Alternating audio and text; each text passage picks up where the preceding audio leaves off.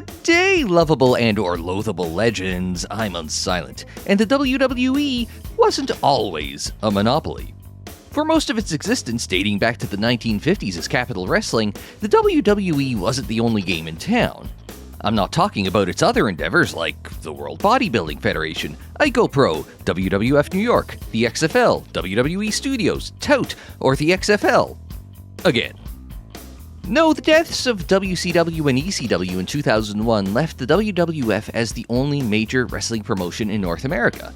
That not only impacted matters in the squared circle, but also in video games. With the WWE absorbing WCW and ECW, their gaming partners were left with games in development, but no licenses to use them on. Electronic Arts, who owned the WCW license, took its plans for WCW Mayhem 2 and rebuilt that into the iconic Def Jam Vendetta. ECW's gaming partner went in a different direction. Rather than attach themselves to a company, Acclaim Entertainment licensed the names and likenesses of individual wrestlers. Their next wrestling game focused on the stars that built wrestling into a national powerhouse in the 1980s and 90s and let gamers play dream matches. Today we look back at a franchise famous for having the best rosters in wrestling gaming. It's an in-depth bell-to-bell examination of the Legend of Wrestling series on this episode of the RETROspective.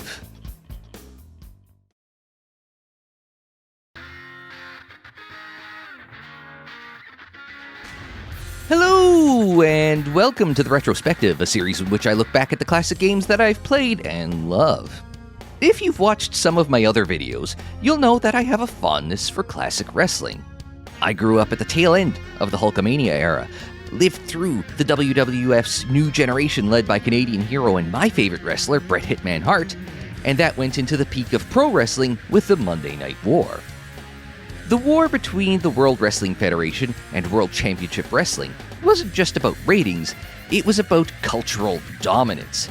It wasn't enough to have over 10 million people watching wrestling on a Monday night, for tens of thousands of people to attend in person, or for wrestling to be a major part of the cultural zeitgeist. No, the WWF and WCW were also battling for eyeballs with crossover appearances in other TV shows, wrestlers appearing in movies, and launching restaurants. And while the war played out on television, it also shaped something else I spent way too much time with growing up: wrestling video games. For a decade, the WWF's console video games were licensed to Acclaim Entertainment. From 1989's WrestleMania for the NES through to 1999's Attitude for the Nintendo 64, PS1, and Dreamcast, if you wanted to play as the superstars of the World Wrestling Federation on a home console, Acclaim was making the games. However, Acclaim's 10-year relationship with the WWF saw a strange parallel to wrestling's Monday Night War. By the mid-90s, not only was WCW beating the WWF in the ring and on TV, but it was also beating them in the video game realm as well. Just as WCW was picking up steam during the Monday Night War with the rise of the New World Order, publisher THQ took hold of the WCW video game license and handed it off to the Aki Corporation. This partnership gave WCW the best wrestling games on the market. Aki's WCW games were easy to pick up, hard to master, and stacked with content. Acclaim's WWF games?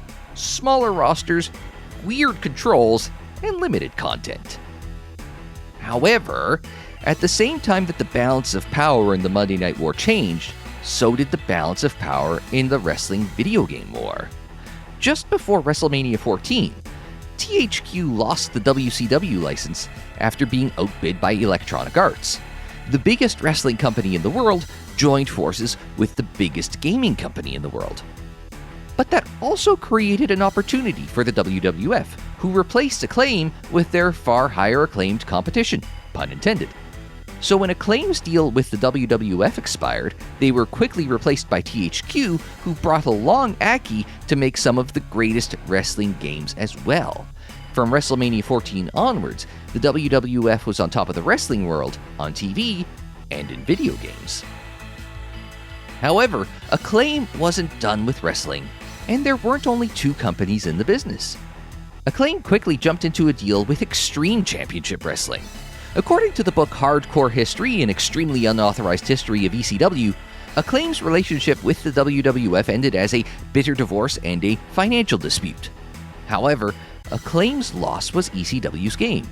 Acclaim was so committed to wrestling that they bought a 15% stake in ECW for $1.5 million and provided an additional $1 million in funding, becoming ECW's exclusive video game partner in the process. Granted, that relationship wasn't long for this world either. Acclaim would hastily get 2 ECW games out the door before that promotion's bankruptcy in 2001. In the span of 2 weeks, the Monday Night War was over. WCW was gone, ECW was bankrupt, the WWF stood alone, and Acclaim had no company left to license. So instead of chasing the present, they went after the past. After a decade of decreasing quality games while with the WWF, Acclaim had the opportunity here to prove that they could produce a great wrestling game. And right off the bat, Legends of Wrestling, released in 2001 for the PS2 and Xbox, puts its best foot forward. The game opens by showing off its roster of 42 superstars of yesteryear. It doesn't sound like a lot, but those that Acclaim did sign were legitimate legends, including Bret Hart, Terry Funk, Ricky Steamboat, the Road Warriors, and the franchise's cover star, Hulk Hogan. While Legends had roughly the same number of wrestlers as its recent WWF and ECW games, they really cut down on the number of match types. Legends kept things very basic with one-on-one, three-way, four-way, and tag matches. That's 4 match types compared to the over 24 that the likes of WWF Attitude and ECW Anarchy Rules had. One thing that didn't change from their PS1 offerings was the quality of the campaign mode. Acclaim's WWF and ECW games featured something of an arcade fighting game style ladder as you fight people en route to winning championships. Legends tries to mash that up with an ode to the territories. You travel from territory to territory having exciting matches until you're popular enough to challenge for that territory's championship. Then you repeat until you've conquered every territory. It's similar to the reality of traveling the territories, staying for a program, and moving on to the next, but Legends has no story, just matches. The problem is that Aki released their magnum opus a year before with WWF No Mercy on the N64. No Mercy understood that wrestling drama comes from stories and consequences. To get that, its main single-player campaign featured different storylines with branching paths depending on your decisions and match results. It was revolutionary for the time to have storylines, let alone branching storylines, in a wrestling game, but it was also one of those ways that brought No Mercy closer to what people saw on Monday nights on TV. What Legends does that feels like Monday nights is the actual wrestling. Acclaim's PS1 game's controls were styled after fighting games. It was multi-direction and button prompts to pull off moves. Everyone had their own movesets for every possible situation, so you'd often play a bit, then pause to look at the move list. You'd unpause, move to a new circumstance, pause again, look at the move list, rinse, and repeat. It was too complicated to actually wrestle smoothly, and constantly pausing to look at the moves list made the game a slideshow. For Legends of Wrestling, Acclaim simplified the controls, though it's still not super easy compared to the Aki or SmackDown games. Gone are the button combos, but in its place is a grapple system, similar to what Ukes would eventually adopt 2 years later with SmackDown Here Comes the Pain. Your non-grapple, or ready moves, are quickly executed by pushing a direction and the triangle button. The grapple system sees you push circle to initiate, another face button to set a position, and another face button to pick the move. There are versions of the system from the collar and elbow tie-up, from behind, and on the ground at the head or feet. It gives your wrestlers loads of moves without having to memorize dozens of awkward button combinations. This system is enhanced by a combo system that lets you chain moves together. A suplex can be chained into a pin attempt. A slam can be followed up into a chin lock. Reversals will turn into an opportunity to pull off your own move instead of a simple block. These are things that WWE Games would take years to integrate, and even then, they only really let you roll into a pin. Through this, Legends does a good job of mimicking match rhythm. It seems similar to the goal of the WWE Games, which opened up more powerful moves to mimic the flow of a wrestling match. But in using the system, Legends feels a lot more like a recreation of a wrestling match than the clunky fighting game approach of Acclaim's PS1 games. And while Legends of Wrestling understands the rhythm of wrestling, it doesn't quite understand the rules. Even though there are only 4 match types in the game, they still found a way to forget about countouts and disqualifications. The game has ref bumps, manager distractions, and tag team interference 5 counts, but forgets the foundational elements of wrestling that make those meaningful. The game wants to recreate classic wrestling, but removes the rules that underpinned classic wrestling drama. If you remove the psychology of wrestling, all you're left with is health bars and pin attempts. As you get to the visual part of the game, things start to take a turn for the weird. While licensing a good roster is important, making them look good also matters, and I'm not sure they hit the mark. Some wrestlers look realistic, some look superhuman, and some look super fat. Legends tries to pull 1970s territory gritty realism, 1980s larger-than-life personalities, and 1990s larger-than-life physiques and render them with one art pipeline. It's like they're trying to represent the different eras of wrestling aesthetics through character design, but the result is an inconsistent reality. Not helping are the animations. I've mentioned in the past that I typically don't notice animations unless they aren't good and some work was needed. The wrestlers all seem to move a little stiff, which is most noticeable as there's a delay in reacting to any command.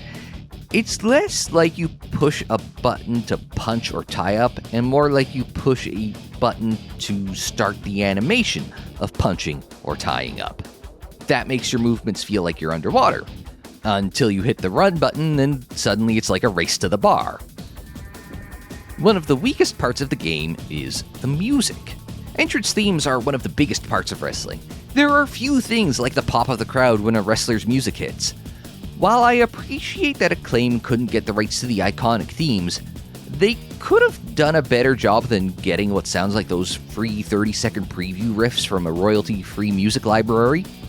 Some fare better than others. Rob Van Dam has a pretty good knockoff of Pantera's Walk, while Ricky Steamboat has a solid approximation of Sirius, but they're the exceptions rather than the rule. They're still better than what Def Rebel produces for WWE today, though. Between the limited match variety, slog of a career mode, and poor audio-visual presentation, this wasn't as good a maiden effort for this new franchise as I remembered.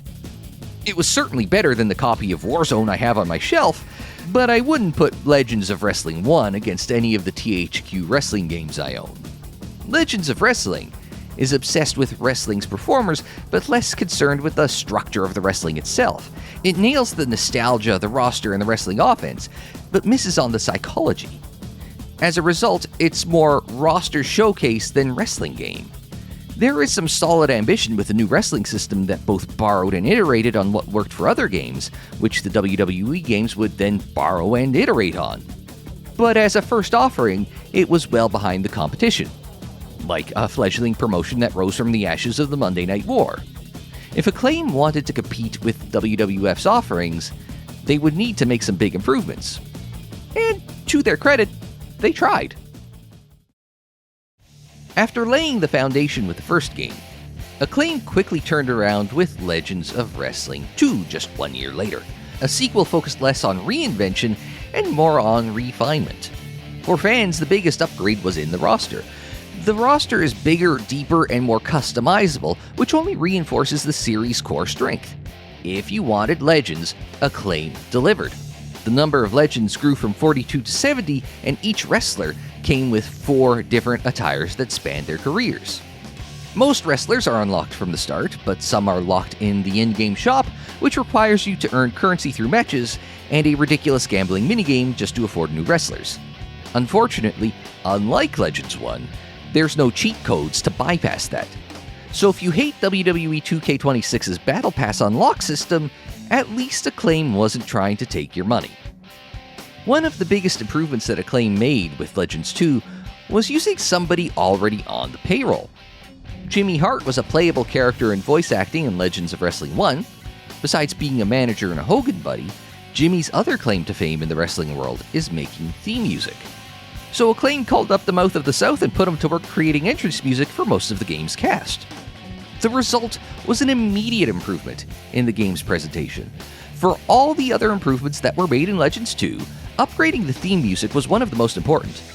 Even with Jimmy Hart versions of theme songs, now you feel like you're playing a proper ode to classic wrestling than a cheap, unlicensed knockoff wrestling game.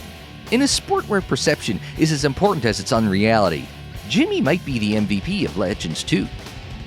Speaking of presentation upgrades, entrances are now pre-canned animations rather than the odd and awkward player-controlled entrances of Legends 1. Acclaim also brought in WCW ring announcer David Penzer to introduce wrestlers to the ring during their walk down the aisle, which added to the game's more authentic feel. What didn't really change is the bell-to-bell action. Sure, they added cage and ladder matches to Legends 2. Unfortunately, these lean heavily on button mashing to actually win the match. Ladder matches require you to mash square to retrieve the title from atop a ladder. The cage match ends when you kick the door off its hinges and walk out the hole, rather than including pinfall or submission finishes. Though, to be fair, kicking the door off its hinges is still better than a referee politely opening the door for you. Also, you can't run the ropes in a cage match, which makes it feel very limited. Other than that, the gameplay looks and feels almost identical to Legends 1. If anything, it feels like the game speed was turned up maybe 10 or 20% in the background to make movement and animations a little more realistic and action-oriented. If you come off a stretch of playing Legends 1, it'll take a few matches to get used to the new reversal and chain move timings, but once you adjust, it becomes clear that this is still the same foundation as the first game, with all of its strengths and limitations. If you've played the first game, you already know exactly how this one feels. On the plus side, the career mode does get an upgrade. While the structure remains bouncing from territory to win all the titles, you get storylines in each region that impact which matches you are given and how they play out. Every few matches involves a cutscene with the territory's promoter who explains the story you're working through. Most of the storylines repeat across territories, just with different wrestlers filling the roles. There are a few storylines that are specific to certain characters you might select, such as the Funks versus the Von Erichs, and even Jerry Lawler versus Andy Kaufman. However, even storylines come with a downside. While you could beat the territories in 5 or 6 matches in Legends 1, expect it to take twice as long this time out. That said, it's a step towards recreating wrestling as a narrative experience rather than just a series of matches, even if it still feels repetitive. Legends of Wrestling 2 is a textbook case of 2 steps forward, 1 step back. The presentation is sharper, the roster is deeper, and the overall package feels much more authentic. But the core issue remains. While Acclaim improved everything around the wrestling, they still hadn't figured out how to make the wrestling itself truly work. With competition like No Mercy and SmackDown setting the standard, that simply wasn't enough. So for their next attempt, Acclaim didn't just try to improve the formula, they tried to perfect it. For the third and final installment of Legends of Wrestling, Acclaim pulled out all the stops to try to make the definitive game in the franchise. They added 9 new wrestlers, but they were among the biggest names in the 80s and 90s, including Dusty Rhodes, Randy Savage, Sting, and the Ultimate Warrior, to bring the total to 73. Each wrestler had 4 attires that represented the iconic looks and gimmicks of their career. They also added 15 real arenas famous for hosting wrestling, including Madison Square Garden, the Omni, and the Tokyo Dome, among many others. And to top it all off, this is the first game to feature commentary, with World Championship Wrestling's Monday Nitro trio of Tony Schiavone, the living legend Larry Zbyszko, and Bobby the Brain Heenan, while Gary Michael Capetta served as ring announcer. Even before they knew this would be the final Legends of Wrestling game, Showdown Legends of Wrestling was designed as the ultimate ode to the history of pro wrestling. And they would need to put their best foot forward with this game. After the release of the first 2 Legends games, THQ and WWE started incorporating Legends into their own games, starting with SmackDown Here Comes the Pain, meaning Acclaim no longer had a monopoly on nostalgia. Though a comparison to the SmackDown games is inevitable and actually timely, Here Comes the Pain didn't just add Legends, it started borrowing ideas. SmackDown added their own version of Legends of Wrestling's branching grapple system, while Showdown simplified its grapple system to be closer to the previous version of SmackDown's grapple system. In simplifying the grapple system, the game also simplified the counter and chain wrestling systems from the previous games. The indicator from the previous games that showed you when you could chain moves is gone. There is a tutorial starring Bret Hart that gives a vague idea of when you can reverse or chain a move, but chain wrestling isn't really emphasized in this game.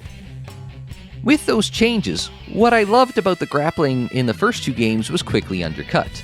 Unlike Acclaim's PS1 efforts, which were different from the THQ games in all the wrong ways, the core of the Legends games was different from the Aki and Yuke's games in a good way. The multitude of grapple moves, chain grappling, and reversals into counter moves were unique gameplay elements that let Legends stand apart from the WWE games of the time. The changes in Showdown almost feel like a WWE light approach to the gameplay, which is the approach that wrestling promotions would take in trying to emulate WWE's success rather than trying to be different. In terms of single-player campaigns, Showdown features two core modes. The first is the classic matches mode. You play through a bracket featuring 15 iconic matches of yesteryear, completing a scenario challenge based on the match in order to progress through wrestling history. They aren't always recreations of the matches. For example, the devs must have really liked Randy Savage, because his iconic WrestleMania matches against Hulk Hogan and The Ultimate Warrior require you to win as the Macho Man, unlike real life. With 25 plus years of hindsight, I think we're all happy with that change. The other is the Showdown Challenge, which takes you through random matches through the decades. Think of it as the previous game's territory system, but with time travel instead of hitting the road. At least the match excitement meter is gone. You just have to beat the wrestlers from that era put in front of you with your choice of grappler until you earn that era's championship belt. Despite all the improvements to this game, how did Showdown end up scoring worse with critics and fans? Because it was laden with bugs. Wrestlers would snap or accelerate into animations. The graphics may have been upgraded, but they were also made unstable with various visual glitches interrupting proceedings. And the commentary has the double whammy of a short script so lines repeat themselves inside one match, and that's assuming that the game didn't try playing all the commentary at the same time. Hulkster with running clothesline.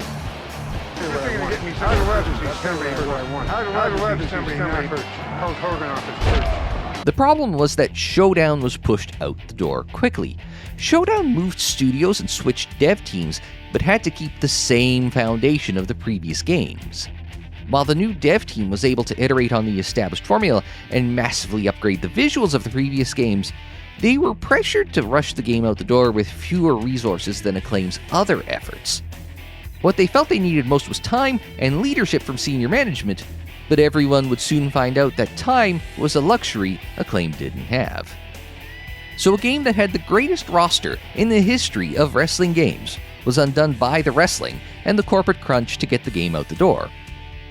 As an exercise in wrestling's greatest what-ifs, Showdown does it better than anyone else. Assembling a who's who of wrestling brought the everlasting debate over wrestling's Mount Rushmore to life in a video game. If you can look past the bugs and the simplified grappling, Showdown is the best version of this formula, but it still relies on the roster to carry an experience the gameplay never fully lives up to. In a lot of ways, that's the story of this entire franchise. And I think that sums up Legends of Wrestling quite well. 3 games with rosters loaded with the best talent not signed to WWE exclusive deals let wrestling fans live out countless dream matches and what-if debates. In the hands of a more talented developer or a publisher willing to invest more time and money, the Legends of Wrestling games would be as fondly remembered as No Mercy. Instead, we had a franchise that had a lot of potential, but never actually rose to that potential. As a fan who grew up in the Hulkamania era and carried on watching through the New Gen and Monday Night Wars, I can look past a lot of the game's flaws and just soak up the epic amounts of nostalgia the Legends of Wrestling games have on tap. Games criticism is a subjective medium, after all.